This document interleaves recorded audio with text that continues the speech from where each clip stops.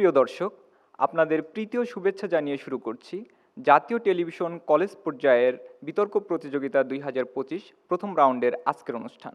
বিতর্কের শুরুতেই 24-এর গণ অভ্যুত্থানের শহীদদের আত্মার মাগফিরাত কামনা করছি ও আহতদের দ্রুত আরোগ্য কামনা করছি। যে বিষয়টি নিয়ে আজ দুটো দলের মধ্যে বিতর্ক হবে তা হচ্ছে শিক্ষা ব্যবস্থার সংস্কারই পারে দুর্নীতিমুক্ত দেশ গড়তে। বিষয়ের পক্ষে বলবে সিদ্ধেশ্বরী গার্লস কলেজ, ঢাকা। বিষয়ের বিপক্ষে বলবে রাজুক উত্তরা মডেল কলেজ, ঢাকা। প্রিয় দর্শক, আমরা পরিচয় করিয়ে দিচ্ছি আজকের বিতার্কিকদের সাথে। পক্ষ দল সিদ্ধেশ্বরী গার্লস কলেজ, ঢাকা, এর বিতার্কিকরা হলেন সৈয়দা সিরাজুম মুনিরা ঐশ্বর্য, হালিমাতুস সাদিয়া তামিমা ও তাদের দলনেতা ফারাবি জাবিন সায়েরি। বিপক্ষ দল রাজুক উত্তরা মডেল কলেজ, ঢাকা, এর বিতার্কিকরা হলেন লাবিবা তাহসিন, আহসানুল করিম ও তাদের দলনেতা সামিহা খন্দকার। এবারে আমরা পরিচিত হব আজকের বিতর্ক প্রতিযোগিতার বিজ্ঞ বিচারক প্যানেলের সাথে। আমাদের সাথে আছেন লুকনা ইয়াসমিন, সহযোগী অধ্যাপক, ইতিহাস বিভাগ, ঢাকা বিশ্ববিদ্যালয়; মুহাম্মদ মুসাব্বেরুল ইসলাম, অতিরিক্ত জেলা প্রশাসক, মুন্সিগঞ্জ; মুহাম্মদ ওমর ফারুক, সিনিয়র সহকারী সচিব, আইন, বিচার ও সংসদ বিষয়ক মন্ত্রণালয়। সম্মানিত বিচারকবৃন্দ, যেসব বিষয়ের উপরে বিতার্কিকদের নম্বর প্রদান করবেন তা হল উপস্থাপনা 5, ভাষার ব্যবহার ও উচ্চারণ 5, তত্ত্ব ও তথ্য পরিবেশনা 10, যুক্তির প্রয়োগ ও খণ্ডন 5।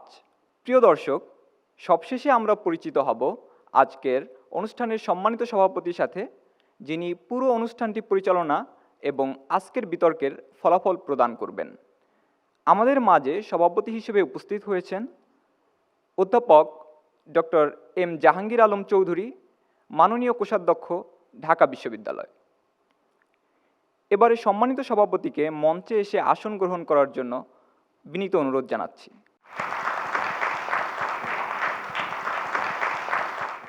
বিতর্ক অনুষ্ঠানটি শুরুর পূর্বে আজকের বিতর্ক প্রতিযোগিতার নিয়মগুলো জেনে নেই। প্রত্যেক বিতার্কিক তার বক্তব্য উপস্থাপনের জন্য মোট 5 মিনিট সময় পাবেন। এক্ষেত্রে চতুর্থ মিনিটে একটি সতর্কতা সংকেত দেওয়া হবে এবং 5 মিনিটে চূড়ান্ত সংকেত দেওয়া হবে। এছাড়া প্রত্যেক দল থেকে দলনেতা যুক্তি খণ্ডনের জন্য অতিরিক্ত 3 মিনিট করে সময় পাবেন। এক্ষেত্রে 2 মিনিটে একটি সতর্কতা সংকেত এবং 3 মিনিটে চূড়ান্ত সংকেত দেওয়া হবে। আমি এবারে আজকের অনুষ্ঠানের সম্মানিত সভাপতিকে বিতর্ক অনুষ্ঠানটি শুরু করার জন্য বিনীত অনুরোধ করছি। সম্মানিত সভাপতি। বাংলাদেশ টেলিভিশন কর্তৃক কলেজ পর্যায়ে জাতীয় বিতর্ক প্রতিযোগিতা 2025-এ আপনাদের সবাইকে স্বাগত জানাচ্ছি। আজকে বিতর্কের বিষয়বস্তু হচ্ছে শিক্ষা ব্যবস্থার সংস্কারই পারে দুর্নীতিমুক্ত দেশ গড়তে। এই বিষয়ের পক্ষে কথা বলবেন সিদ্ধেশ্বরী গার্লস কলেজের বিতার্কিকবৃন্দ, বিপক্ষে বলবেন রাজুক উত্তরা মডেল কলেজ, ঢাকার বিতার্কিকবৃন্দ। আমি প্রথমেই পক্ষ দলের প্রথম বক্তা সৈয়দা সিরাজুল মুনিরা ঐশ্বর্যকে তার যুক্তিতর্ক উপস্থাপনের জন্য আহ্বান জানাচ্ছি। রাস্তায় সস্তায় জিপিএ মেলে বস্তায়, আগে গেলে আগে পাবে, পরে গেলে পস্তায়। লাইনগুলো যেন আমাদের ভঙ্গুর শিক্ষা ব্যবস্থাকেই উপস্থাপন করে। ধন্যবাদ মাননীয় সভাপতি, আমাকে এই বক্তব্যের মঞ্চে বক্তৃতা দেওয়ার সুযোগ করে দেওয়ার জন্য। বিতর্ক চলছে, বিতর্ক চলবে এবং আজকের বিতর্কের বিষয় নির্ধারণ করা হয়েছে শিক্ষা ব্যবস্থার সংস্কারই পারে দুর্নীতিমুক্ত দেশ গড়তে। যুক্তিসঙ্গত কারণে আমি এবং আমার দলের পক্ষে অবস্থান করছি। আমি আমার দলের প্রথম বক্তা হিসেবে বিষয়টিকে যথাযথভাবে সংজ্ঞায়ন, দলের দ্বিতীয় বক্তা তথ্য উপাত্ত বিশ্লেষণ এবং তৃতীয় বক্তা যুক্তি খণ্ডনের মাধ্যমে প্রমাণ করে দিয়ে যাবেন অন্য সকল উপায়কে তুচ্ছ করে শিক্ষা ব্যবস্থার সংস্কারই পারে দুর্নীতিমুক্ত দেশ গড়তে। সরাসরি চলে যাচ্ছি সংজ্ঞায়নে। সংজ্ঞায়নের ক্ষেত্রে যে 3টি বিষয়ের উপরে গুরুত্ব আরোপ করছি সেগুলো হলো শিক্ষা ব্যবস্থা, সংস্কার, দুর্নীতিমুক্ত দেশ। শিক্ষা ব্যবস্থা বলতে বোঝাচ্ছি কোনো দেশ, জাতি কিংবা সমাজের সমগ্র শিক্ষা পাঠ্যক্রম দান, শিক্ষা পাঠ্যক্রম বিন্যাস, মূল্যায়ন এবং তার পরিচালনার প্রাতিষ্ঠানিক সংগঠনকে। সংস্কার বলতে বোঝাচ্ছি কোনো একটি জাতি, সংস্থা বা ব্যবস্থার কোনো ত্রুটি রাজনীতিকে সংশোধন করে উন্নত এবং ইতিবাচকমূলক রূপে গঠন করার প্রক্রিয়াকে এবং আজকের বিতর্কের মঞ্চে এই বক্তব্যের সাথে প্রত্যয় যুক্ত করে একে আরও দৃঢ়তা প্রদান করা হয়েছে। দুর্নীতিমুক্ত দেশ বলতে বোঝাচ্ছি এমন একটি দেশকে যেখানে সকল ক্ষেত্রে অন্যায়, ঘুষ, সুদ এবং অন্যান্য নৈতিকতার অবক্ষয়ের কাজ থাকবে না। সকল ক্ষেত্রে থাকবে স্বচ্ছ জবাবদিহিতা এবং ন্যায় নীতির পরিচালনা। মাননীয় সভাপতি, আমাদের শিক্ষা ব্যবস্থার দিকে যদি একটু আলোকপাত করি, দেখতে পারবেন আমাদের শিক্ষা ব্যবস্থায় যেমন আছে বাংলা মিডিয়াম, ইংরেজি মিডিয়াম, ঠিক তেমনই আছে মাদ্রাসা কারিকুলাম, ক্যাডেট কারিকুলাম, এছাড়াও আছে ভোকেশনাল কারিকুলাম, আছে উন্মুক্ত বিশ্ববিদ্যালয়। বাংলাদেশের শিক্ষা ব্যবস্থার মতো এরকম হজবরল জগা খিচুড়ি মার্কা শিক্ষা ব্যবস্থা আর কোনো দেশে নেই মাননীয় সভাপতি। বাংলাদেশের শিক্ষা ব্যবস্থায় যেমন ভালো ফলাফলের ক্ষেত্রে মূল্যায়ন করা হয় শুধুমাত্র একটি জিপিএ 5কে, যার পেছনে প্রতিনিয়ত ছুটে চলেছে শিক্ষার্থীরা যেন একটি র্যাট রেস। মাননীয় সভাপতি, নিয়ে যাই সেই 2018 সালের 30শে ডিসেম্বরের কথায়, যেদিন পিএসসি পরীক্ষার ফলাফল প্রকাশ হয়েছে মাত্রই যমুনা টেলিভিশনের একজন রিপোর্টারের প্রশ্নের প্রতি উত্তরে একজন ছোট্ট শিশু বলে জিপিএ 5 না পেলে নাকি তার জীবনই বৃথা। বিজ্ঞ প্রতিপক্ষ, আপনাদের কাছে প্রশ্ন রয়ে গেল, ঠিক আমাদের শিক্ষার উদ্দেশ্য কি ঠিক আমাদের জিপিএ 5 পাওয়া কিংবা ভালো চাকরি পাওয়া কিংবা বিসিএস ক্যাডার হওয়া, নাকি আমাদেরকে আদর্শ, সৎ, নৈতিক মানুষ হিসেবে গড়ে তোলা? আশা করি উত্তর দিয়ে যাবেন। মাননীয় সভাপতি, এই তো গেল জিপিএ 5-এর কথা। আমাদের বিসিএস পরীক্ষা প্রত্যেক বছরই বিসিএস পরীক্ষার প্রশ্ন ফাঁস হচ্ছে। 2024 সালের 8ই জুলাই দৈনিক প্রথম আলো পত্রিকার একটি প্রতিবেদনে উঠে এসেছে যে প্রায় 1 যুগ ধরে চলছে বিসিএস এর প্রশ্ন ফাঁস। মাননীয় সভাপতি, একটু চিন্তা করুন যে বিসিএস এর প্রশ্নের মাধ্যমে নির্ধারিত হয় দেশের সর্বোচ্চ পর্যায়ের প্রশাসনিক কর্মকর্তাদের, তাদেরকে প্রশ্ন ফাঁস করে ঘুষ দিয়ে বসছেন সে সকল চেয়ারে, আবার তারা সেই ঘুষের টাকা উসুলের জন্য নিচ্ছেন ঘুষ, যা চলছে চাকরির গতিতে দিনের পর দিন। এখন আসি সেই বিসিএস এর প্রশ্নের প্যাটার্নের কথায়, যেখানে রাখা উচিত ছিল একজন মানুষ কতটা দক্ষ উক্ত প্রশাসনিক বিষয়, কতটা চক্ষুষ জ্ঞান তার উপস্থিত পন্থী কিংবা সেই বিষয়ের পারদর্শিতা, কিন্তু আমাদেরকে হতাশ করে দিয়ে সেই বিষয়ে আসে কোন কবির জন্মসাল কত, বেগম রোকেয়া কত সালে জন্মগ্রহণ করেছেন, হাইড্রোজেন পরমাণুর অণু কয়টা। মাননীয় সভাপতি, বিজ্ঞ প্রতিপক্ষের কাছে আমার প্রশ্ন রয়ে গেল, ঠিক কোন দাপ্তরিক কিংবা প্রশাসনিক কাজে কবি মানিক বন্দ্যোপাধ্যায়ের পিতার নাম কিংবা কবি সুফিয়া কামালের দ্বিতীয় স্বামীর নাম লাগবে বলতে পারেন? প্রশ্ন রয়ে গেল আপনাদের কাছে। মাননীয় সভাপতি, আমাদের শিক্ষার দিকে আলোকপাত করলে অন্ধকারটাই যেন আমাদের চোখে সবচেয়ে বেশি ভেসে ওঠে। আমি কিভাবে যে এখানে আলো খুঁজে পাবো তা জানি না। আমাদের শিক্ষা ব্যবস্থাটাকে সংস্কারের মাধ্যমে শুধু দুর্নীতি নয় মাননীয় সভাপতি, পুরো দেশটাকেই উন্নয়ন করা সম্ভব। আমাদের সবার সামনে এর দৃষ্টান্ত প্রতিফলন করে গেছেন চীন, সিঙ্গাপুর সহ জাপান এবং অন্যান্য সকল দেশ। আমাদের শিক্ষা ব্যবস্থাকে সংস্কার করার জন্য সম্পূর্ণ শিক্ষা ব্যবস্থাটাকেই ঢেলে সাজাতে হবে। একদিনে 2 দিনে কোনোভাবেই শিক্ষা ব্যবস্থা সংস্কার করা যাবে না, কারণ মানুষ অভ্যাসের দাস। এই শিক্ষা ব্যবস্থাতে অভ্যস্ত হয়ে আমরা এত বছর চলে এসেছি, হুট করে এই শিক্ষা ব্যবস্থা সংস্কার করা যাবে না। কিন্তু এই শিক্ষা ব্যবস্থার ক্ষেত্রে প্রথমত শিক্ষার বাজেট প্রণয়ন বাড়াতে হবে, শিক্ষকদের বেতন বাড়াতে হবে, শিক্ষকদের নিয়োগে প্রাথমিক থেকে বিশ্ববিদ্যালয় পর্যন্ত সকল ক্ষেত্রে শিক্ষকদের নিয়োগের ক্ষেত্রে স্বচ্ছতা এবং জবাবদিহিতা রাখতে হবে। শিক্ষাক্ষেত্রে রাজনীতিকে সম্পূর্ণভাবে নিষিদ্ধ করতে হবে। প্রাথমিক শিক্ষা ব্যবস্থায় শিক্ষার্থীদেরকে পাঠ্যক্রমের মোটা গাইড বই মুখস্থ করানোর কথা বাদ দিয়ে নৈতিক মূল্যবোধের চর্চা করাতে হবে। বিভিন্ন ক্ষেত্রে শিক্ষার্থীদেরকে নিজেদের গুরুত্বপূর্ণ অংশকে বোঝানোর জন্য বইয়ের গাইডের অন্যান্য কিছু বাদ দিয়ে জীবনে আমাদের পরিবর্তিত জীবনে যেগুলো লাগবে সেগুলোকে অন্তর্ভুক্ত করতে হবে। আরও কত কি মাননীয় সভাপতি, বলতে হয়তো আজকের বিতর্কের মঞ্চের সময়ই শেষ হয়ে যাবে। পরিশেষে বলতে চাই, একটি জাতির মেরুদণ্ড হচ্ছে আমাদের শিক্ষা, আর এই শিক্ষাকে যদি আমরা ঠিকঠাকভাবে সংস্কার করতে না পারি তাহলে দুর্নীতি কেন, কোনোভাবেই কোনো উন্নয়নই আমাদের জাতির জন্য হবে না। ধন্যবাদ মাননীয় সভাপতি, ধন্যবাদ সকলকে। আমি এখন বিপক্ষ দল রাজক উত্তরা মডেল কলেজের প্রথম বক্তা লাবিয়া তাহসিনকে তার যুক্তি উপস্থাপনের জন্য আহ্বান জানাচ্ছি। দেখিনো সেদিন রেলে কুলি বলে এক বাবু সাপ তারে ঠেলে দিল নিচে ফেলে, চোখ ফেটে এলো জল, এমন করে কি জগৎ জুড়িয়া মার খাবে দুর্বল। 1929 সালে প্রকাশিত হয় কবিতাটি, 100 বর্ষ হয়ে এলো অথচ বদলায়নি কিছুই। আজও বাংলার শ্রমিক চাষা ভাইয়েরা তারা ক্ষতবিক্ষত হচ্ছে শিক্ষিত দুর্নীতিবাজদের হাতে, লুট হয়ে যায় তাদের নির্ঘুম পরিশ্রমের ফসল, মুঠো থেকে ধুলো হয়ে উড়ে যায় তাদের শেষ স্বপ্নগুলো। এই অসহায় মানুষদের আর্তনাদ আমি বইয়ে তুলে ধরলাম, কিন্তু সেই বই কি কখনো খুলে দেখবে দেশকে লুটে খাওয়া হায়নার দল? নাকি যারা গরিবের বুকে লাথি মেরে গর্ববোধ করেন তাদের শিক্ষা দিয়ে সংশোধন করতে পারবে আমার বিজ্ঞ প্রতিপক্ষ দল? প্রশ্ন রইল। মাননীয় সভাপতি, বিচারক মণ্ডলী ও সুধীবৃন্দ, সবাইকে শুভ অপরাহ্ন। আজকের বিতর্কের মঞ্চে উত্থাপিত প্রস্তাবটি হচ্ছে শিক্ষা ব্যবস্থার সংস্কারই পারে দুর্নীতিমুক্ত দেশ করতে। বিপক্ষে অবস্থান করছি। এখানে প্রত্যয় দ্বারা বোঝানো হয়েছে দেশকে দুর্নীতিমুক্ত করতে শুধুমাত্র শিক্ষা ব্যবস্থার সংস্কারই যথেষ্ট। পক্ষান্তরে আমিও আমার দল বিশ্বাস করি শুধুমাত্র শিক্ষা ব্যবস্থার সংস্কার নয়, বরং আইনের যথাযথ প্রয়োগ এবং প্রকৃত গণতন্ত্র প্রতিষ্ঠার মাধ্যমে দুর্নীতিমুক্ত বাংলাদেশ গড়ব আমরা। এখন প্রত্যয়ের পাশাপাশি আরও তিনটি বিষয়ের সংজ্ঞায়ন প্রয়োজন: শিক্ষা, শিক্ষা ব্যবস্থা ও দুর্নীতি। শিক্ষা, বিজ্ঞানী আইনস্টাইনের মতে বিদ্যালয়ে যা পড়ানো হয় তা যখন আমরা ভুলে যাই, তারপর আমাদের মাঝে যা বেঁচে থাকে তাই হলো শিক্ষা, অর্থাৎ মূল্যবোধ। তবে শিক্ষা ব্যবস্থার লক্ষ্য কিন্তু ভিন্ন। রাষ্ট্র কর্তৃক দক্ষ মানব সম্পদ তৈরি করার যে দীর্ঘমেয়াদী প্রশিক্ষণ দেওয়া হয় তাই হচ্ছে শিক্ষা ব্যবস্থা। অর্থাৎ এখানে কেউ নৈতিকতা শেখাতে চায় না, রাষ্ট্র চায় তার দক্ষ মানব সম্পদ তৈরি করবে এবং জীবিকা নির্বাহের উপায় খুঁজবে। এবং শিক্ষা ব্যবস্থার সংস্কার বলতে মূলত এই প্রাতিষ্ঠানিক শিক্ষা ব্যবস্থার কাঠামোকে পরিমার্জন ও পরিবর্তন করাকে বোঝায়। এবং সর্বশেষে দুর্নীতি।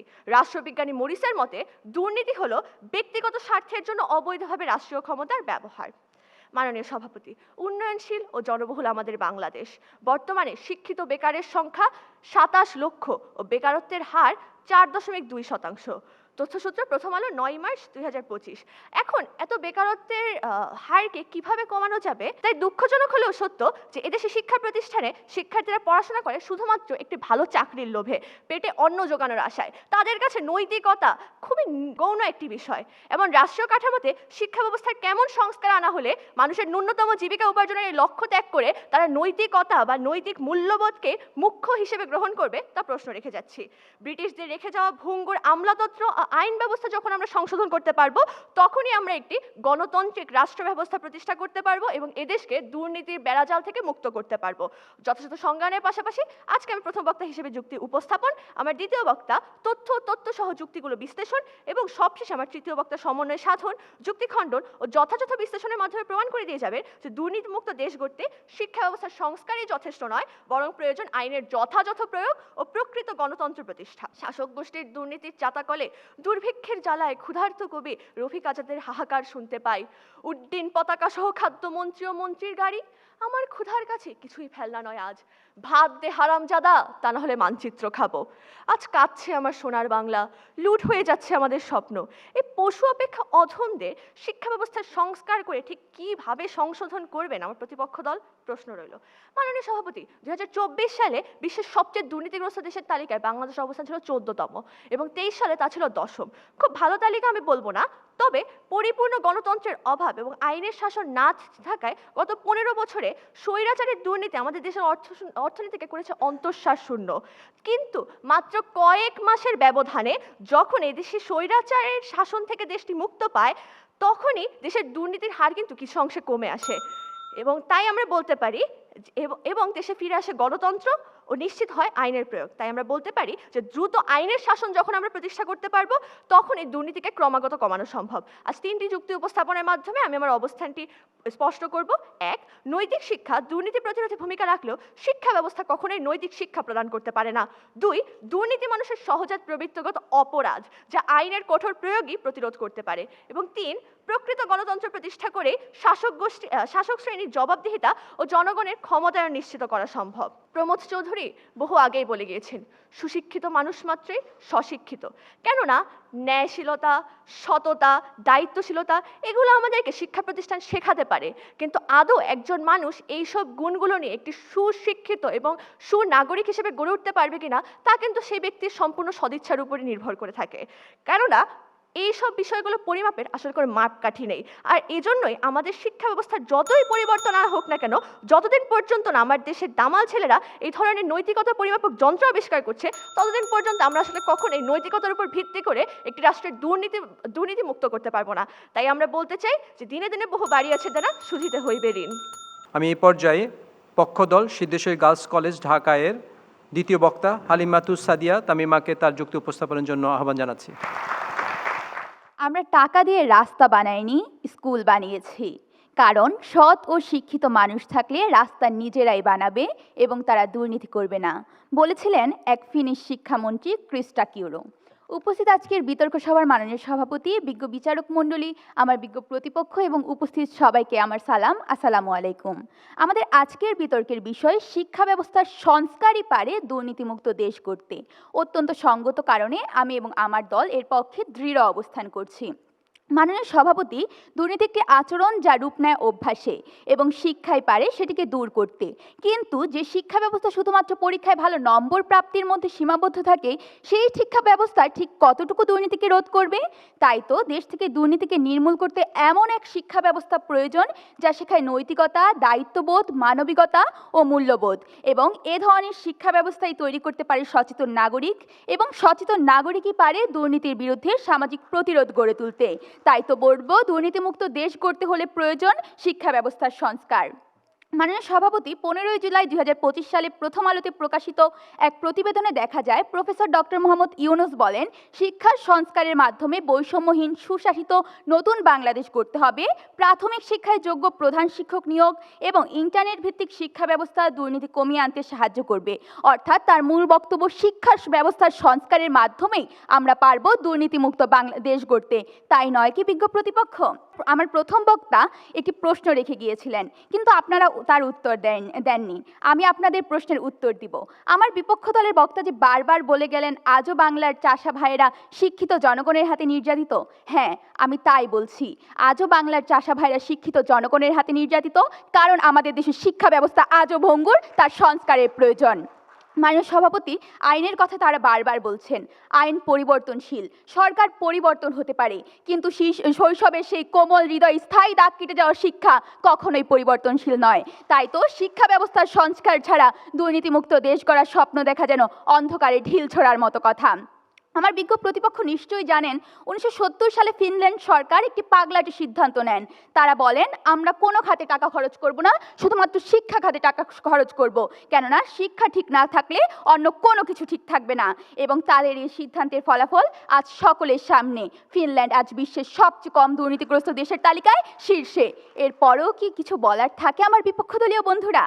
বিজ্ঞ প্রতিপক্ষ, আমি জানি না আপনাদের মতে শিক্ষিত জনগণ ঠিক কারা, কিন্তু আমার মতে শিক্ষিত জনগণ তারা যারা জানে তাদের দায়িত্ব কি, সরকারি অর্থ কোথায় যাচ্ছে, আমার ভোটের মূল্য ঠিক কতটা।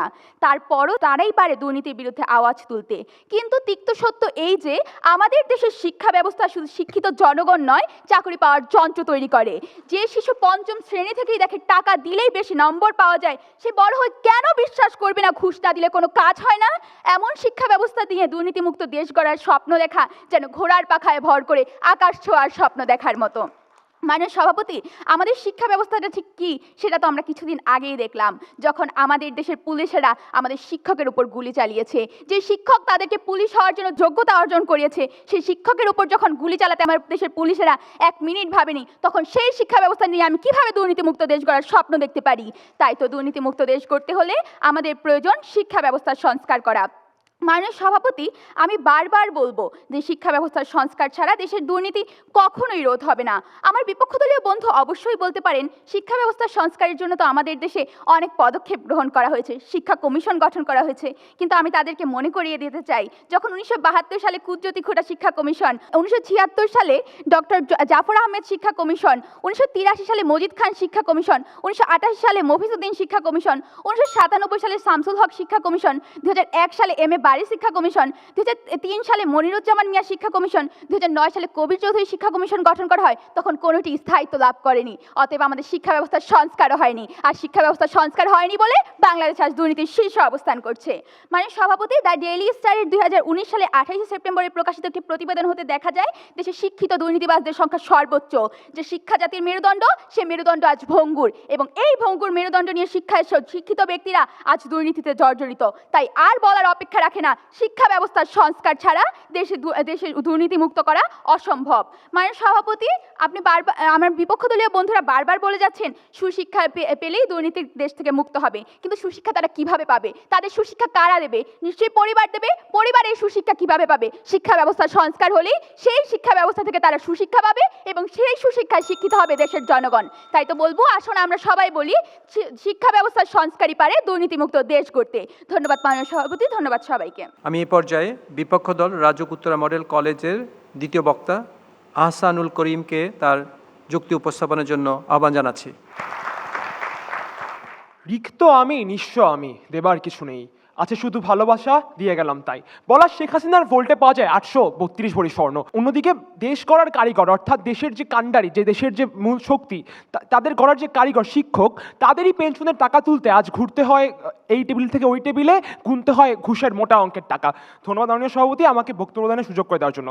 আজকের বিতর্কের বিষয় হচ্ছে শিক্ষা ব্যবস্থার সংস্কারই পারে দুর্নীতিমুক্ত দেশ করতে। যুক্তিসঙ্গত কারণে বিষয়ের বিপক্ষে আমারও আমার দলের অবস্থান। নিঃসন্দেহে দুর্নীতি আমাদের সমাজের উন্নতির ক্ষেত্রে অন্যতম প্রতিবন্ধকতা। আজকাল পত্রিকা কিংবা সোশ্যাল মিডিয়া খুললেই আমরা দেখতে পাই অতি উচ্চশিক্ষিত মানুষ দুর্নীতির খবরাখবর। কেউ কিনেন 15 লক্ষ টাকার ছাগল, আবার কেউ বা বিদেশে গড়ে তুলেন 620টি বাড়ি। ওইদিকে 6 বছর পেরিয়ে গেলেও শেষ হয়নি রূপপুর বালিশকানে তদন্ত। তথ্যসূত্র সময় নিউজ, অক্টোবর 2, 2025। আজকে তারা বলে গেলেন যে এই দেশে হচ্ছে অনেকবার শিক্ষা কমিশন গঠিত হয়েছে, বাট ওটা কোনোটাই হচ্ছে কি টিকে থাকতে পারেনি। কেন টিকে থাকতে পারেনি বিচারক মণ্ডলী? কেননা এদেশের সঠিক আইনের প্রয়োগ নেই, সঠিক গণতান্ত্রিক ব্যবস্থা নেই, যে কারণে এই শিক্ষা কমিশনগুলো, এই শিক্ষা সংস্কার কখনো আসলে টিকে থাকতেই পারেনি। মাননীয় সভাপতি, আজকের বিতর্কে পক্ষ দলের মূল লক্ষ্য শুধুমাত্র শিক্ষা ব্যবস্থার সংস্কার করে শিশুদের মধ্যে দুর্নীতি বিমুখতা তৈরি করা। তবে মজার বিষয় হচ্ছে যাদের দুর্নীতি ও অর্থ পাচার আমাদের অর্থনীতিকে ক্রমাগত ধ্বংসের দ্বারপ্রান্তে নিয়ে দাঁড় করিয়েছে, আমাদের ব্যাংক ব্যবস্থাকে ধ্বংস করেছে, তারা কি পাঠ্যপুস্তক পড়ছে? তাদের দুর্নীতি বন্ধ না করে শুধু ভবিষ্যৎ প্রজন্মের মানসিকতা পরিবর্তন করেই পক্ষদল কি এই শিশুদের পরিপক্কতা অর্জনের অপেক্ষায় থাকবে, নাকি প্রাপ্ত বয়স্কদের দুর্নীতির ফলস্বরূপ নিষ্পাপ শিশুদের মৃত্যুর অপেক্ষায় থাকবে? যদি তাদের কথা মতো শুধু শিক্ষা ব্যবস্থা সংস্কারে মনোযোগ দেওয়া হয়, তাহলে যথাযথ আইনের অভাবে ওই সংস্কার হবে দুর্নীতিগ্রস্ত। কেননা মন্ত্রী থেকে দপ্তরি সবাই সর্বগ্রাসী, সবাই দুর্নীতিগ্রস্ত। তবুও যদি পক্ষদল আমাদের সাথে একমত না হতে পারেন, তাহলে বলতেই হয়, হায় রে কপাল মন্দ, চোখ থাকিতেও অন্ধ। এই অন্ধের দেশে আয়না বিক্রি করে যদিও কোনো লাভ নেই, তবুও আমার প্রথম যুক্তিটি উপস্থাপন করছি। নৈতিক শিক্ষা দুর্নীতি প্রতিরোধে ভূমিকা রাখলেও শিক্ষা ব্যবস্থা নৈতিক শিক্ষা প্রদান করতে পারে না। মাননীয় সভাপতি, নৈতিক মূল্যবোধ একটি আপেক্ষিক বিষয়, যা অর্জনের প্রাতিষ্ঠানিক শিক্ষার ভূমিকা নিতান্তই নগণ্য। ট্রান্সপারেন্সি ইন্টারন্যাশনালের সূত্র মতে ইংল্যান্ড পৃথিবীর সবচাইতে কম দুর্নীতিগ্রস্ত 20 দেশের তালিকায় আছে, আর ইংল্যান্ডের শিক্ষা ব্যবস্থা তথা ব্রিটিশ কারিকুলামে পড়ে আমাদের দেশের সর্বোচ্চ দুর্নীতিবাজের সন্তানেরা। অথচ একই শিক্ষা ব্যবস্থায় পড়ার পরেও তাদের বাবার কালো টাকা থাকার পরেও সে ব্যাপারে জানার পরেও তাদের সেই কালো টাকার গরমে মাটির যেন পা পড়ে না। তাহলে যদি একই শিক্ষা ব্যবস্থা দিয়ে আসলে নৈতিকতা নিশ্চিত করা যেত, তাহলে কেন একই শিক্ষা ব্যবস্থায় অধীনস্থ শিক্ষার্থীদের মধ্যে তারা দুই রকম নৈতিকতার আচরণ করত? কারণ মাননীয় সভাপতি, আইনের প্রয়োগ ও গণতান্ত্রিক সমাজ ব্যবস্থা। এবার আমার দ্বিতীয় যুক্তি, দুর্নীতি মানুষের সহজাত প্রবৃত্তির অপরাধ, যা আইনের কঠোর প্রয়োগই প্রতিরোধ করতে পারে। মাননীয় সভাপতি, আমার জন্ম 2007 সালে। 2 বছর পেরোতেই 2009 সালে জন্মসনদে দেখলাম আমার জন্ম নাকি 2009 সালে। মুহূর্তেই বদলে গেল আমার আসল পরিচয়টা। কিছুটা বড় হওয়ার পরের ঘটনা শোনেন। একবার বের হয়েছিলাম বাবার সাথে ঘুরতে।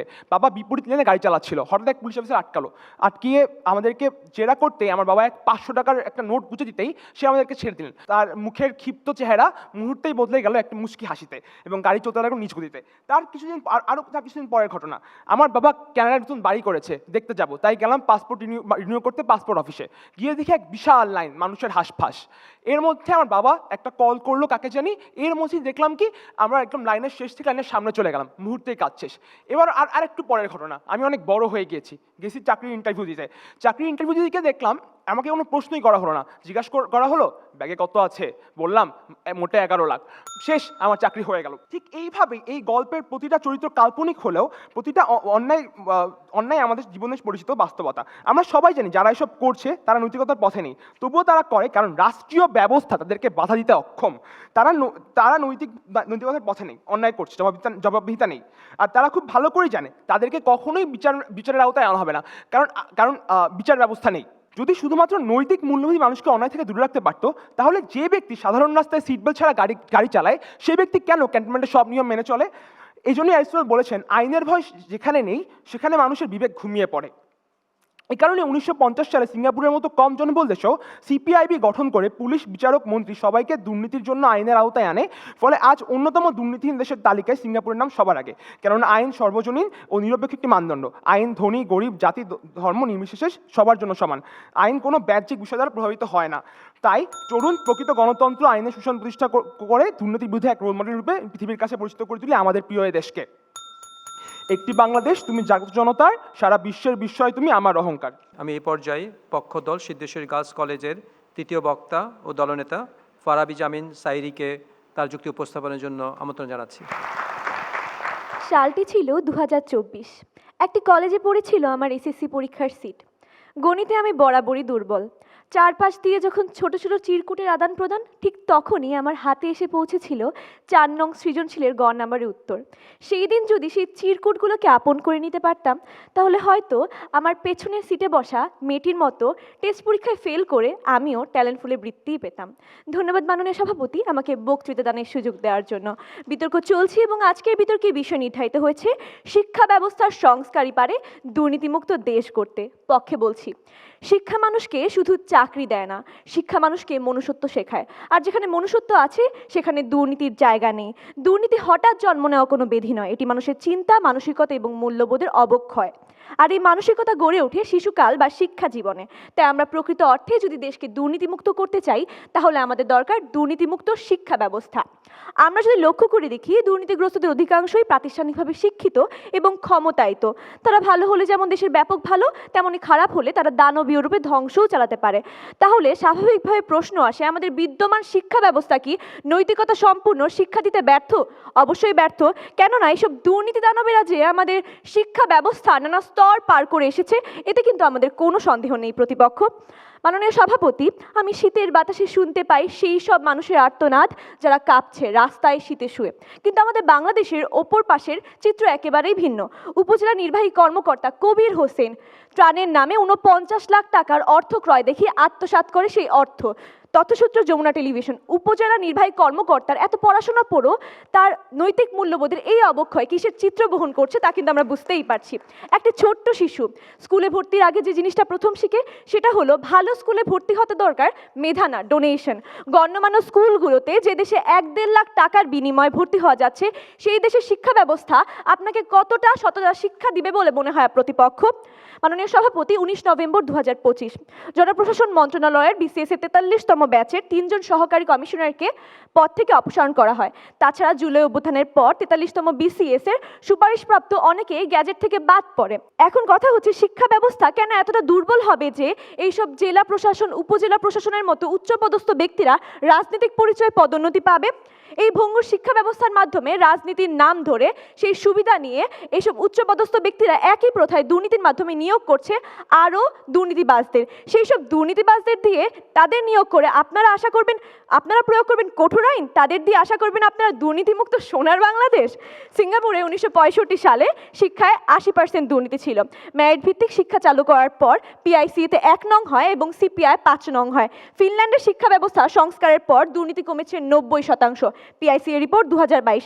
এখন কথা হচ্ছে, আমরা যদি গভীরভাবে লক্ষ্য করি, যেসব দেশ একসময় অনুন্নত ছিল, দুর্নীতিগ্রস্ত ছিল, কিন্তু এখন উন্নত, এইসবের কারণের দিকে ফিনল্যান্ড চালু করেছিল সৃজনশীল ভিত্তিক শিক্ষা ব্যবস্থা, শিক্ষকদের সর্বোচ্চ মান এবং বেতন, ছাত্রদের চাপ কমানো, যা এখনো বোধহয় আমাদের দেশে একটা চেষ্টাও পর্যন্ত করা হয়নি। ট্রান্সপারেন্সি ইন্টারন্যাশনাল 2024 অনুযায়ী সিঙ্গাপুর তাদের শিক্ষা ব্যবস্থাকে স্কিল বেসড করে, নৈতিক শিক্ষা বাধ্যতামূলক করে এবং দক্ষ শিক্ষক নিয়োগ করে। আর ফলাফল আপনাদের সামনেই, দুর্নীতি শূন্যর কোঠায়।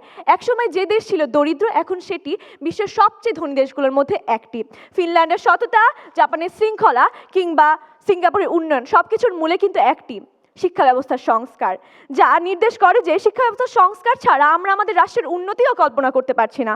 আমরা বলবো মেধাভিত্তিক শিক্ষক নিয়োগ, তাদের বেতন বৃদ্ধি, নৈতিক শিক্ষা বাধ্যতামূলক করা এবং শিক্ষাকে রাজনীতিমুক্ত করার মাধ্যমে আমরা আমাদের সংস্কারের মাত্রা শুরু করতে পারি। কেননা যে জাতি ছোটবেলা থেকে নৈতিকতার শিক্ষা পাবে, তাকে নিয়ন্ত্রণ করার জন্য পরবর্তীতে পুলিশের সংখ্যা বাড়াতে হবে না। মাননীয় সভাপতি, যে শিক্ষা রাজনীতিমুক্ত সে রাষ্ট্র দুর্নীতিমুক্তও হবে। দুর্নীতির বিরুদ্ধে আমরা প্রতিদিন স্লোগান দিই, আমরা আইন করি, আমরা শাস্তির কথা বলি, কিন্তু আমরা যদি আমাদের বিবেক তৈরি না করি, তবে সেই আইন কেবল কাগজে কলমেই বন্দী থাকবে প্রতিপক্ষ। আজ যদি আমরা নৈতিক শিক্ষা নিশ্চিত না করি, তবে কাল আমরা নেতৃত্ব পাবো সেসব পড়বে দুর্নীতিবাজদের নেতৃত্বই, আর তাদের নেতৃত্বে বড় হবে দুর্নীতিবাজরাই। আর আজ যদি শিক্ষার সংস্কার করি, তবে কাল পাবো আমরা একটি সৎ, মানবিক এবং সাহসী জাতি। তাই সম্মানিত শ্রোতাবৃন্দ, আজ প্রশ্নটা শুধু দুর্নীতি দমন নয়, আজ প্রশ্নটা হলো আমরা মানুষ গড়ব না অপরাধী? শিক্ষা বদলান, দেশ বদলাবে। শিক্ষা ব্যবস্থার সংস্কারই পারে দুর্নীতিমুক্ত দেশ করতে। ধন্যবাদ মাননীয় সভাপতি, ধন্যবাদ সকলকে। আমি এই পর্যায়ে বিপক্ষ দল রাজক উত্তরা মডেল কলেজের তৃতীয় বক্তা ও দলনেতা সামিয়া খন্দকারকে তার যুক্তি উপস্থাপনের জন্য আহ্বান জানাচ্ছি। মাননীয় সভাপতি এবং বিজ্ঞ বিচারক মণ্ডলী, আজকে আমাদের পক্ষ দলের দলনেতার সাথে আসলে আমি খুবই একমত। আসলে আপনি দুর্নীতিবাজরা দুর্নীতিবাজদের গড়ে তোলে। আজকে তারা বর্তমানে শিক্ষা ব্যবস্থার সংস্কারের প্রতি গুরুত্ব আরোপ করছে, কিন্তু মাননীয় সভাপতি কারা শিক্ষা ব্যবস্থার সংস্কার করবে? নিশ্চয়ই যারা ক্ষমতায় বসে আছে, যারা ক্ষমতায় বসে আছে তারাই দুর্নীতিবাজ। তারা যদি দুর্নীতিবাজ হয়, তাদের কথা মতো দুর্নীতিবাজরা গড়ে তোলে দুর্নীতিবাজদের। তারা উদাহরণ দিয়ে গেল, কতবার আমরা শিক্ষা কমিশন গঠন করছি, কোনোবারই আমরা সফল হইনি। কেন সফল হইনি? কারণ যারা শিক্ষা ব্যবস্থার সংস্কারের পদক্ষেপ নিয়েছে তারা নিজেরাই ছিল দুর্নীতিবাজ। প্রত্যেক বছর মাননীয় সভাপতি বেড়ে চলেছে শিক্ষা খাতে বরাদ্দ, তবুও কেন শিক্ষা খাত আমাদের উন্নত হয়নি? কারণ মাননীয় সভাপতি, শিক্ষা খাত শুধুমাত্র একটি খাত না, আমাদের পুরো যে আমলাতন্ত্র, আমাদের যে পুরো বিউরোক্রেসি, সেইটা হচ্ছে ইনফিলট্রেটেড, যার কারণে মাননীয় সভাপতি আজকে আমাদের বাংলাদেশকে দুর্নীতির কবলে পড়তে হচ্ছে। তারা পরীক্ষা ব্যবস্থা কিংবা বিসিএসে দুর্নীতির কথা বলে গেলেন। বিসিএসে কেন দুর্নীতি হচ্ছে মাননীয় সভাপতি? কারণ বিসিএসকে যারা নিয়ন্ত্রণ করে তারা নিজেরাও দুর্নীতিগ্রস্ত। এই চক্রকে যদি আমাদের ভাঙতে হয়, আমাদের জনগণ হিসেবে আওয়াজ তুলতে হবে গণতান্ত্রিক রাষ্ট্রের জন্য, আমাদের আওয়াজ তুলতে হবে আইনের সুশাসন প্রতিষ্ঠার জন্য, আমাদের আওয়াজ তুলতে হবে ব্রিটিশ ব্যবস্থায় যে ভঙ্গুর আইন তারা দিয়ে গিয়েছে আমাদের, সেটা বদলানোর জন্য, সংস্কারের জন্য পুরো ব্যবস্থাটিকে, শুধুমাত্র শিক্ষা ব্যবস্থা না, আইন ব্যবস্থা এবং বিচার ব্যবস্থাকে আমাদের সংস্কার করে নতুন একটি বাংলাদেশ গড়ে তুলতে হবে। মাননীয় সভাপতি, ধর্ম কথা প্রেমের বাণী জানি মহান উচ্চ খুব, কিন্তু সাপের দাঁত না ভেঙে মন্ত্র ঝাড়ে যে বেকুব। ব্যাঘ্র সাহেব হিংসে ছাড়ো, পড়বে এসো বেদান্ত, কয় যদি চাক লাভ দিয়ে বাঘ, অমনি হবে কৃতান্ত। থাকতে বাঘের দন্ত নখ, বিফল ভাই ওই প্রেম সেবক। আজকের বিতর্কে আমার প্রতিপক্ষের বন্ধুরা বারবার বাঘের দন্ত নখ না ভেঙে বরং তাদেরকে প্রেমের বাণী শুনিয়ে শিক্ষা প্রদান করার প্রয়াস করেছেন। মাননীয় সভাপতি, খুব শিগগিরই যে বাঘ তাদের সামনে লাভ দিয়ে এসে কৃতান্ত হবে, সে ব্যাপারে আমার কোনো সন্দেহ নেই। শিক্ষা ব্যবস্থার সংস্কারই পারে দুর্নীতিমুক্ত দেশ করতে। এই বিষয়ে চলমান বিতর্কে অত্যন্ত যুক্তিসঙ্গত কারণে বিপক্ষে অবস্থান করছি। সাপের দাঁত না ভেঙে বেকুবের ন্যায় মন্ত্র ছাড়তে আমি রাজি নই। আমার প্রয়াস জবাবদিহিতার আইনের প্রয়োগ যেন আমার শাসক গোষ্ঠী আমাকে নিশ্চিত করে, সেই প্রয়াসই আমার প্রচেষ্টা। মাননীয় সভাপতি, দুর্নীতিবাজদের দাঁত ভেঙে দিলে কেবল দুর্নীতিমুক্ত একটি রাষ্ট্র পাবো। যদি আমরা স্বচ্ছ বিচার ব্যবস্থা নিশ্চিত করি, তাহলে আমরা দুর্নীতিমুক্ত একটি দেশ পাবো। প্রত্যেক দুর্নীতিবাজ, যাদের কারণে আজকে তাদের বলা যে শিক্ষা ব্যবস্থার যে দুর্নীতিগুলো সেগুলো হচ্ছে, সেই দুর্নীতিবাজগুলোকে আপনি এনে আইনের কাঠগড়ায় দাঁড় করান, নিশ্চিত করুন স্বচ্ছ একটি বিচার ব্যবস্থা, তবে আমরা পাবো সঠিক শিক্ষা ব্যবস্থা, এক, দুই আমরা পাবো দুর্নীতিমুক্ত একটি দেশ। মাননীয় সভাপতি, আমাদের নমস্য মাতৃভূমি থেকে ব্রিটিশরা চলে যাওয়ার পর কয়েক যুগ বেড়েছে। আমরা মুখে বলি নম নম নম সুন্দরী মম জননী বঙ্গভূমি, গঙ্গার তীর স্নিগ্ধ সমীর জীবন জুড়ালে তুমি। তবুও উত্তর ঔপনিবেশিক বা পোস্ট কলোনিয়াল আমাদের রাষ্ট্রে আজ ঔপনিবেশিক আমলের যে বস্তাপচা আইন, সেগুলো বেঁচে আছে। আজকে আমার পক্ষ দল একটি উদাহরণ দিয়ে গেলেন যে শিক্ষকদের উপরে গুলি চালানো হয়েছে। সত্যি আপনি কি চিন্তা করেছেন যে কেন পুলিশের হাতে এই ক্ষমতা আছে? কারণ পুলিশ অ্যাক্ট 1861 অনুযায়ী পুলিশের জনগণের উপরে নিজেদের বল প্রয়োগ করার অবাধ স্বাধীনতা দেওয়া হয়েছে, কিন্তু মাননীয় সভাপতি, সেই আইন অনুযায়ী মানুষের প্রতি যে জবাবদিহিতা পুলিশের, সেটা নিশ্চিত করা হয়নি। সেই আইন যখন আজ বেঁচে আছে, কিংবা পোস্ট কলোনিয়াল এই যে আইনগুলো আমরা যখন সংস্কার করতে পারিনি, তখনই পুলিশের হাতে এই পরিমাণ আমরা ক্ষমতা তুলে দিয়েছি। আমরা তাই দাবি তুলি আইন ব্যবস্থা সংস্কারের, পুলিশ ব্যবস্থা সংস্কারের এবং পুরো যে বাংলাদেশের যে সিস্টেম সেটা সংস্কারের। মাননীয় সভাপতি, আজকের বিতর্কের এই পর্যায়ে উপস্থাপন করবো আমার দলের শেষ তবে অত্যন্ত গুরুত্বপূর্ণ একটি যুক্তি। প্রকৃত গণতন্ত্র প্রতিষ্ঠা করে শাসক শ্রেণীর জবাবদিহিতা ও জনগণের ক্ষমতায়ন নিশ্চিত করা যায়। 15 বছরের স্বৈর শাসনের অবসান হওয়ার পর আমরা গণতন্ত্রের দিকে এগিয়েছি এক ধাপ। কিছুদিন আগে সরকারের এক উপদেষ্টা পদত্যাগ করে ব্যক্তিগত দায়বদ্ধতা থেকে ক্ষমতায় থাকাকালীন নিজের আর্থিক হিসাব উন্মুক্ত করেছেন জনগণের সামনে। মাননীয় সভাপতি, এ ধরনের ইতিবাচক পদক্ষেপই তো আমাদের দেশকে এগিয়ে নিয়ে যেতে পারে দুর্নীতিমুক্ত একটি জায়গায়। মাননীয় সভাপতি, আমাদের কিন্তু এই এক বছরে শিক্ষার কোনো সংস্কারের পদক্ষেপ আমাদের সরকার এখনো নেয়নি। হয়তো বা সামনে সরকার এসে নেবেন, কিন্তু তবুও বিশ্বের দরবারে আমাদের দেশের যে দুর্নীতি সেটার প্রয়াস কমে এসেছে। কেন? কারণ এখন আর মাননীয় সভাপতি মানুষকে প্রশ্ন করার আগে চিন্তা করতে হয় না, মানুষকে চিন্তা করতে হয় না। আমি যদি প্রশ্ন করি যে কেন এই পুলিশ আমার উপরে গুলি ছুঁড়েছে, তখন আমার কখনোই আমাকে র্যাব এসে হয়তো বা রাতে ধরে নিয়ে যাবে না। এই কারণেই মাননীয় সভাপতি বিশ্বের দরবারে আমাদের যে দুর্নীতির নম্বর ছিল সেটা কমে এসেছে। মাননীয় সভাপতি, দেখা যায় ইন্দোনেশিয়া 1995 সাল থেকে 2015 সাল অবধি গণতন্ত্রের প্রতি 1% উন্নতিতে 0.2% দুর্নীতি কমেছে। অর্থাৎ মাননীয় সভাপতি, এর ব্যাপারে কোনো সন্দেহ নেই যে গণতন্ত্র আমাদের দুর্নীতির বিরুদ্ধে দাঁড়ানোর সাহস এবং প্রাতিষ্ঠানিক স্বচ্ছতা উভয়ই নিশ্চিত করে। কার্ল মার্কসের মতে the ruling ideas of every age are the ideas of the ruling class. মাননীয় সভাপতি, যখন শাসক শ্রেণী আপনার বই লিখবে, যখন দুর্নীতিগ্রস্ত শাসক শ্রেণী আপনার বই লিখবে, সেই মুহূর্তে বইয়ে তারা অবশ্যই তাদের নিজেদের গুণগানই আপনাকে পড়াবে, আপনার চোখে দিবে শিক্ষা সংস্কারের ধুলা। আশা করি আমাদের প্রতিপক্ষ তাই আমাদের সাথে তাল মিলিয়ে চলবেন। গণতন্ত্র প্রতিষ্ঠার লড়াইয়ে আমরা এগিয়ে যাব শ্রেণীহীন পৃথিবীর দিকে, আমাদের সাথে যাবে সংগ্রামের দীর্ঘ ইতিহাস। ধন্যবাদ। আমি এ পর্যায়ে পক্ষধর সিদ্ধেশ্বরী গার্লস কলেজের দলনেত্রী ফারাবি জাবিন সাইরির কাছ থেকে যুক্তি খণ্ডন শুনব। ধন্যবাদ মাননীয় সভাপতি, আমাকে আরও একবার বলার সুযোগ দেওয়ার জন্য। প্রতিপক্ষ বন্ধুরা ইতিমধ্যে দেশকে দুর্নীতিমুক্ত করতে অনেক কষ্ট করে গেলেন। তারা বললেন পরিবারের কথা, তারা বললেন আইনের কথা, তারা কত কি বলে গেলেন। কি সুন্দর তাদের রচনা, কি সুন্দর এক এক বক্তা কী সব কল্পকাহিনীর রচনা করলেন তারা। শুনে মনে পড়ে গেল ছোট্টবেলায় ঘুম না আসলে মায়ের কাছ থেকে যেভাবে গল্প শুনতে চাইতাম, আর মায়েরা মুখে মুখে অবাস্তব সব কাহিনীর শোনানো শুরু করে দিত। একইভাবে তাদের কল্পকাহিনী শুনে আপনারাও বিভ্রান্তিতে পড়েছেন। সেসব বিভ্রান্তি দূর করা যাক। বিপক্ষ দলের যুক্তি শুনে মনে হলো তাদের কাছে প্রমাণ আছে ঠিকই, কিন্তু সেই প্রমাণের বাস্তবতার সাথে কোনো মিল নেই। তারা শিক্ষা ব্যবস্থার সংস্কারকে অন্যতম প্রধান কারণ বলতে নারাজ, কিন্তু না দেখাতে পেরেছেন অন্য কোনো মূল প্রধান কারণ, না প্রমাণ করতে পেরেছেন যে তাদের দেখানো ক্ষেত্রগুলো কেন শিক্ষা ব্যবস্থা সংস্কারের থেকে অধিক গুরুত্বপূর্ণ। আইন মানুষকে ভয় দেখিয়ে অপরাধ থেকে আটকায় ঠিকই, আর সঠিক শিক্ষা মানুষকে সেই অপরাধ করতেই লজ্জা দেয়। যে সমাজে বিবেক জাগ্রত সেই সমাজে পুলিশের সংখ্যা বাড়াতে হয় না প্রতিপক্ষ। আইন কখনো দুর্নীতি দমনে যথেষ্ট হতে পারে না, কেননা আইন অপরাধের পর কাজ করে এবং সঠিক শিক্ষা সেই অপরাধ জন্মেরও আগে। আপনি শুধু কঠোর আইন প্রয়োগ করবেন তা মানতে হলো একজন নাগরিককে আগে নৈতিক মূল্যবোধের এবং সৎ হতে হবে। আর সেই সততা শিখাবে কি? সঠিক শিক্ষা, যা আমাদের দেশে আমি মনে করি যে এখনো নেই। কেননা দুর্নীতির মনোভাব থাকলে যে কোনো ব্যক্তিকে আপনি কিন্তু সৎ বানাতে পারবেন না, আইন সার্বক্ষণিক আমাদের চোখে চোখে রাখতে পারবে না। আমি বলছি না যে শিক্ষা একাই সব করবে, কিন্তু আমরা বলতে চাচ্ছি যে সব সংস্কারের মূল ভিত্তি হিসেবে শিক্ষার সংস্কার কাজ করবে। আমরা এক বাক্যে আপনাদের ক্ষেত্রগুলোকেও সম্মান জানাচ্ছি, কিন্তু আমার প্রশ্নটা হলো কে সেই আইন চালাবে, কে সেই প্রশাসনে বসবে, কে সে বিচারক হবে? উত্তর কিন্তু একটাই, যে আজকের শিক্ষার্থী সে কালকের আগামী দিনের ভবিষ্যৎ, আগামী দিনের প্রজন্ম।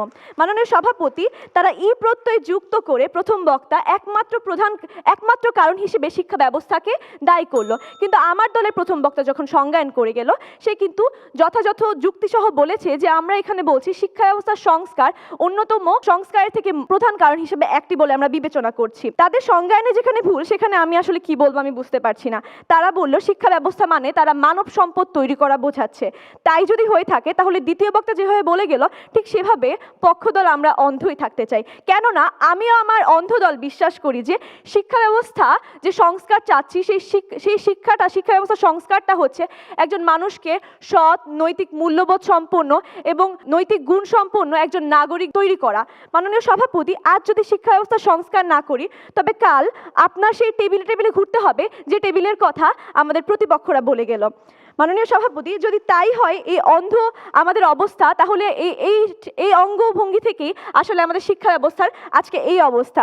তাই প্রতিপক্ষ, আসুন আমরা আপনাদের এই ক্ষেত্রগুলোকে গৌণ হিসেবে বিবেচনা করি এবং শিক্ষা ব্যবস্থাকে মুখ্য কারণ হিসেবে বিবেচনা করে বলি যে শিক্ষা ব্যবস্থার সংস্কারই পারে দুর্নীতিমুক্ত দেশ গড়তে। ধন্যবাদ। পক্ষ দলের দলনেত্রী ফারাবি জাবিন সাইরির কাছ থেকে আমরা যুক্তি খণ্ডন শুনলাম।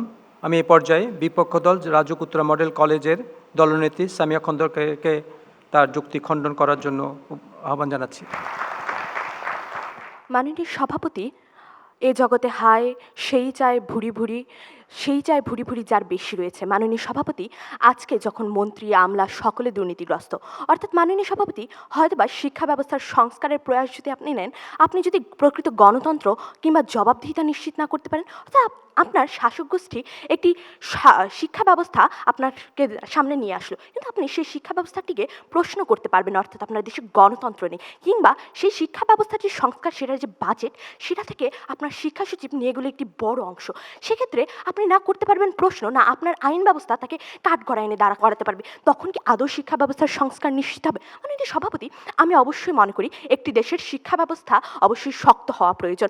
অর্থনৈতিক উন্নয়ন হোক কিংবা রাষ্ট্রনৈতিক উন্নয়ন হোক, সব ক্ষেত্রে শিক্ষা ব্যবস্থা একটি গুরুত্বপূর্ণ ভূমিকা পালন করে। কিন্তু মাননীয় সভাপতি, আজকের বিষয় ছিল শিক্ষা ব্যবস্থার সংস্কারই পারে দুর্নীতিমুক্ত দেশ করতে। এই প্রত্যয় সবসময় এটাই বোঝায় যে সেই একটি জিনিসই শুধু পারে। কিন্তু মাননীয় সভাপতি, আমরা বিশ্বাস করি যে প্রথমত আপনাকে যে বাংলাদেশের পরিপূর্ণ আমলাতন্ত্র, সেইটাকে দুর্নীতিমুক্ত করতে হবে। অর্থাৎ মাননীয় সভাপতি, আপনার গণতন্ত্র প্রতিষ্ঠা করতে হবে, আপনার আইনের যে শাসন সেটা প্রতিষ্ঠা করতে হবে। তারপর আপনি সেই গণতন্ত্রকে প্রশ্ন করতে পারবেন। দ্বিতীয়ত, আপনি দুর্নীতিবাদ যত মানুষ আছে, অর্থাৎ আপনারা বলছেন যে বিসিএস এর দুর্নীতি হচ্ছে, যারা বিসিএস এর দুর্নীতি করছে তাদেরকে আপনি আইনের কাঠগড়ায় দাঁড় করান। কারণ যেই দুর্নীতিটা হয়ে গিয়েছে সেই দুর্নীতিটা তো আপনি প্রতিরোধ করতে পারবেন না। সেই দুর্নীতিবাজদের দুর্নীতি আপনার এই মুহূর্তে প্রতিরোধ যদি করেন, সেই মুহূর্তে আপনার যে শিক্ষা খাতে যে বাজেটটা আছে সেটা শিক্ষা খাতে যাবে। মাননীয় সভাপতি, বিগত কয়েক বছর ধরে পক্ষ দলের প্রথম বক্তার মতে রাস্তায় জিপিএম মিলছিল বস্তায়। কেন না মাননীয় সভাপতি? কারণ আমাদের ফ্যাসিবাদী সরকার দেখাতে চেয়েছে তাদের আমলে শিক্ষা ব্যবস্থার সবচেয়ে বেশি উন্নতি হয়েছে, কিন্তু মাননীয় সভাপতি সেটা তো হয়নি। মাননীয় সভাপতি, এই ধরনের যে ধুলো, সেটা আপনার শাসক গোষ্ঠী যদি তারা গণতান্ত্রিক না হয়, তাহলে আপনার চোখে ঝাড়তেই থাকবে, আপনি কিচ্ছু করতে পারবেন না। আপনার না আছে প্রশ্ন করার অধিকার, না আপনার আছে একটি স্বাধীন বিচার ব্যবস্থা, যেই বিচার ব্যবস্থায় বিচারপতি বুক ফুলিয়ে শাসক গোষ্ঠীর বিরুদ্ধে কোনো রায় দিতে পারবেন। মাননীয় সভাপতি, এই বছর সিঙ্গাপুরের সাবেক পরিবহন মন্ত্রীর বিরুদ্ধে একটি দুর্নীতির মামলা করা হয়েছে। দেশটির কয়েক দশকের সবচেয়ে উচ্চ পর্যায়ের দুর্নীতির মামলাগুলোর মধ্যে এটি একটি, যেখানে মন্ত্রী যুক্ত আছেন। তথ্যসূত্র দৈনিক ইনকিলাব, 18 জানুয়ারি 2025। মাননীয় সভাপতি, এভাবে যদি আমরা আমাদের মন্ত্রীদেরকে কাঠগড়ায় এনে দাঁড় করাতে পারতাম, যেরকমটা এখন হচ্ছে যে ফ্যাসিবাদী আমলের যে মন্ত্রীরা, তাদেরকে আমরা কাঠগড়ায় এনে দাঁড় করাতে পারছি, সেইটা যদি হতো, তাহলে আমি বিশ্বাস করি যে আজকে যেমন শিক্ষা ব্যবস্থা উন্নত হওয়ার কারণে GPA 5 শুধুমাত্র যারা প্রাপ্য তারা পাচ্ছে, সেই রকমই হতো। মাননীয় সভাপতি, আরও একটি উদাহরণ, তারা বলে গেলেন 1965 সালে সিঙ্গাপুর শিক্ষা ব্যবস্থার সংস্কার আনে এবং তাদের দুর্নীতি অনেকাংশে কমে যায়। মাননীয় সভাপতি, নিঃসন্দেহে শিক্ষা ব্যবস্থা কিছুটা হলেও ভূমিকা রাখে দুর্নীতি প্রতিরোধ করতে, কিন্তু মাননীয় সভাপতি, তিনি হয়তো আমার দ্বিতীয় বক্তার উদাহরণটি শুনে যাননি। 1950 সালে সিঙ্গাপুর প্রথমে আইনের প্রয়োগ করেছে, তারপরে তারা 15 বছর পরে গিয়ে শিক্ষা ব্যবস্থার সংস্কার এনেছে। অর্থাৎ মাননীয় সভাপতি, শুধুমাত্র আইনের প্রয়োগ আর গণতন্ত্র যদি আপনি প্রতিষ্ঠা করতে পারেন, তখন আপনার শিক্ষা ব্যবস্থার সংস্কার হবে, ফলে আপনি দুর্নীতিমুক্ত একটি দেশ পাবেন। আমরা আমাদের আজকের বিতর্ক প্রতিযোগিতার ফলাফল পাওয়ার পূর্বে আমি আজকের বিষয় সম্পর্কে কিছু কথা বলতে চাই। আজকের বিষয়বস্তু খুবই প্রাসঙ্গিক বর্তমান বাংলাদেশের প্রেক্ষিতে, বিশেষ করে 2024 জুলাই পরবর্তী যে প্রেক্ষিত, তার প্রেক্ষিতে এটা খুবই গুরুত্বপূর্ণ। এই বিষয়টা এমন একটা বিষয় যার পক্ষেও বলা যায়, বিপক্ষেও বলা যায়। পক্ষে বিপক্ষে আমার নিজের যুক্তি উপস্থাপনের আগে আমি দুর্নীতির বর্তমান অবস্থা কেমন সেটা নিয়ে কয়েকটি সংখ্যা বলতে চাই। গত 15 বছরে বাংলাদেশের দুর্নীতি খুবই বেড়েছে। আমরা যদি ট্রান্সপারেন্ট ইন্টারন্যাশনালের করাপশন পারসেপশন ইন্ডেক্সের দিকে যদি তাকাই, 2012 সালে বাংলাদেশের অবস্থান ছিল খারাপের দিক থেকে 26তম দুর্নীতিগ্রস্ত দেশ, এবং 2024 এটা দাঁড়িয়েছে 23তমে। তার মানে আমরা খারাপ হয়েছি, দুর্নীতিটা আরও বেড়েছে। প্রশ্ন উঠছে, এই যে আমাদের দেশটা এত দুর্নীতিগ্রস্ত, এটার পেছনে কি কারণ রয়েছে এবং আমরা কিভাবে এর থেকে উত্তরণ পেতে পারি। আজকের বিষয়ে মূলত জোর দেওয়া হয়েছে শিক্ষার সংস্কারের বিষয়ে, কিন্তু আমি মনে করি শিক্ষার সংস্কারই একমাত্র না, এর পাশাপাশি আরও অনেক বিষয় আছে যেগুলোর উপর আমাদেরকে জোর দিতে হবে যদি আমরা দুর্নীতি মুক্ত একটা বাংলাদেশ করতে চাই। প্রথমে আসি শিক্ষা সংস্কার নিয়ে। আমি মনে করি শিক্ষা সংস্কার প্রয়োজন রয়েছে। বাংলাদেশের যে বর্তমান শিক্ষা ব্যবস্থা আছে, এই শিক্ষা ব্যবস্থায় আমরা দুর্নীতি বিপক্ষে একজন মানুষের, একজন নাগরিকের যে তার যে মননটা তৈরি করা, সেই মননটা তৈরি করতে পারি না, তাকে আমরা সচেতন করতে পারি না। আমরা দুর্নীতি বিরুদ্ধে শিক্ষাটা আমাদের শিক্ষার মধ্যে নাই। আমরা যদি সংস্কারের কথাই বলি, তাহলে সংস্কারটা এমনভাবে করতে হবে যাতে করে আমরা ছোটোবেলাতেই আমাদের শিক্ষায় নৈতিক শিক্ষাটা নিয়ে আসা হয়। আমি মনে করি আমাদের প্রাইমারি যে এডুকেশন আছে সেখানেই এই দুর্নীতি বিরোধী যে শিক্ষাটা সেটা ইনবিল্ড থাকা উচিত, এবং সেটা প্রাইমারি স্কুলেই এই দুর্নীতির বিপক্ষে ছাত্রছাত্রীদের মধ্যে এক ধরনের মানসিকতা তৈরির ব্যবস্থা থাকা উচিত। আমাদের শিক্ষা ব্যবস্থায় স্বচ্ছতা ও জবাবদিহি নিশ্চিত করার জন্য যা যা দরকার তার শিক্ষাটা আমরা পাই না, এবং কতটুকু কিভাবে স্বচ্ছতা আনা যায়, কিভাবে জবাবদিহি নিশ্চিত করা যায় তার শিক্ষাটা আমাদের শিক্ষা ব্যবস্থা না। আমি মনে করি আমরা সংস্কারের মাধ্যমে এই বিষয়টা নিয়ে আসতে পারি। আমাদের শিক্ষা ব্যবস্থায় সমালোচনামূলক চিন্তার বিকাশ আমরা ঘটাতে পারি না, কারণ সমালোচনা করার যে সাহস তৈরি করা দরকার, এবং সেই তৈরি করার জন্য যে শিক্ষাটা, সেই শিক্ষাটা আমাদের বর্তমান শিক্ষা ব্যবস্থা নাই। অতএব সমালোচনা করার সাহস জোগানোর জন্য সেই উপাদান আমার শিক্ষা ব্যবস্থায় থাকতে হবে। রাষ্ট্রের প্রতি যে নাগরিকের যে দায়িত্ব, এই দায়িত্ব শেখানোর জন্য নাগরিক শিক্ষাটাও আমাদের শিক্ষা ব্যবস্থা থাকা উচিত। আনফর্চুনেটলি এই বিষয়টা আমাদের শিক্ষা ব্যবস্থায় নাই। শিক্ষকদের ক্যাপাসিটি বিল্ডিংটা খুবই জরুরি। কিভাবে? কারণ আমরা কারিকুলাম হয়তোবা চেঞ্জ করতে পারি, কিন্তু কারিকুলামটা ক্লাসরুমে সেটা শিক্ষাদানের জন্য শিক্ষককেও তাকে যোগ্য করে তুলতে হবে, এবং সেই যোগ্য করে তোলার জন্য তার যে ক্যাপাসিটি বিল্ডিং, ট্রেনিং এবং তাকে যে ইনসেন্টিভ মেকানিজম তৈরি করা, সেই ইনসেন্টিভ মেকানিজমটা আমাদের তৈরি করতে পারে যাতে করে শিক্ষকরা ক্লাসরুমে দুর্নীতি বিরোধী শিক্ষাটা চমৎকারভাবে তার শিক্ষার্থীদের উদ্দেশ্যে উপস্থাপন করতে পারে। এছাড়াও ভর্তি এবং নিয়োগে আমাদের স্বচ্ছতা আনতে হবে, এবং এই ভর্তি ও নিয়োগের স্বচ্ছতা ছাড়া আমরা কোনো অবস্থাতেই দুর্নীতি বিরোধী একটা শিক্ষা ব্যবস্থা আমরা তৈরি করতে পারবো না।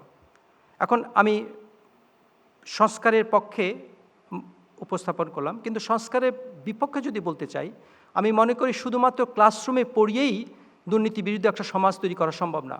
দুর্নীতির শিক্ষাটা প্রথমেই আসতে হবে পরিবার থেকে। পরিবারের মধ্যেই একটা দুর্নীতি বিরোধী পরিবেশ তৈরি করতে হবে, এবং যাতে করে আমাদের দেশের প্রতিটি নাগরিক পরিবার থেকেই শিক্ষা পায় যে দুর্নীতি করা খারাপ এবং দুর্নীতির বিরুদ্ধে অবস্থান নিতে হবে। এছাড়াও আপনারা জানেন যে একটা রাষ্ট্রকে সফল করার জন্য অনেকগুলো পিলার দরকার, যে স্তম্ভগুলো না হলে একটা রাষ্ট্র ফেল করে। আপনাদেরকে এই পর্যায়ে আমি একটা বইয়ের কথা বলতে পারি।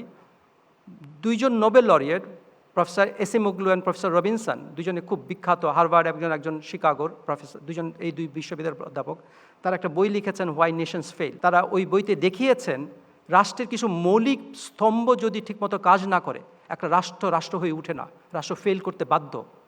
আমাদের দেশের ওই প্রত্যেকটি স্তম্ভ যে পিলার্সগুলোর কথা বলা হয়েছে, প্রত্যেকটা পিলারই কাজ করে না, এবং এই পিলারগুলো যাতে না কাজ করে ব্যর্থ হয় তার আয়োজন আমাদের রাষ্ট্রে করা হয়েছে গত 15 বছরে।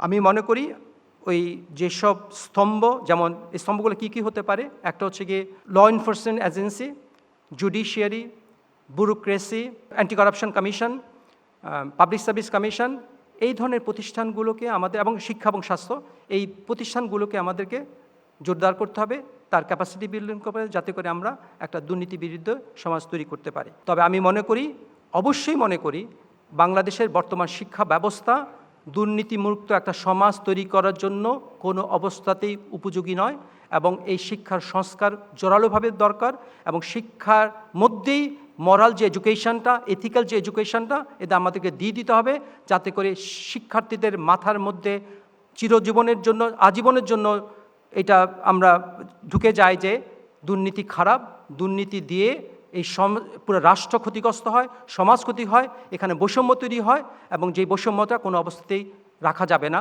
কারণ 2024-এ আমাদের 1400 শহীদের বিনিময়ে আমরা যে পরিবর্তনটা পেয়েছি, সেখানে পরিবর্তনটা পেয়ে পরিবর্তনের মূল বিষয়টাই ছিল আমরা ইনক্লুসিভ একটা বাংলাদেশ গড়বো। আমরা সেই ইনক্লুসিভ বাংলাদেশ গড়ার জন্য বৈষম্য দূরীকরণ করতে হবে, এবং এই বৈষম্য দূরী করার জন্য আমাদের দুর্নীতি কমাতে হবে এবং দুর্নীতিমুক্ত বাংলাদেশ তৈরি করতে হবে।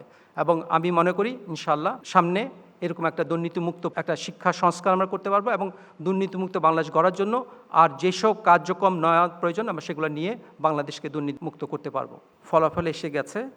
আমি ফলাফল ঘোষণার আগেই আমি একটা কথা বলতে চাই, সব প্রতিযোগিতার মধ্যে কোনো একটি দল জয়ী হয়, কোনো একটা দল বিজিত হয়, কিন্তু এটা যেহেতু নিয়মের মধ্যেই পড়ে সেজন্য আমাদেরকে এক দলকে জয়ী ঘোষণা করতে হয়, আরেকটি দলকে বিজিত ঘোষণা করতে হয়।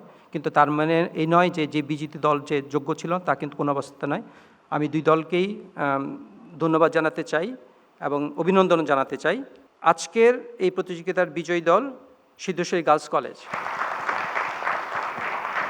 ঢাকা এবং শ্রেষ্ঠ বিতার্কিক হয়েছেন বিপক্ষ দলের দলনেতা সামিয়া খন্দকার। বিজয়ী দলের পক্ষে ব্যালটের সংখ্যা 2টি, বিজিত দলের পক্ষে ব্যালট সংখ্যা 1টি। সবাইকে ধন্যবাদ।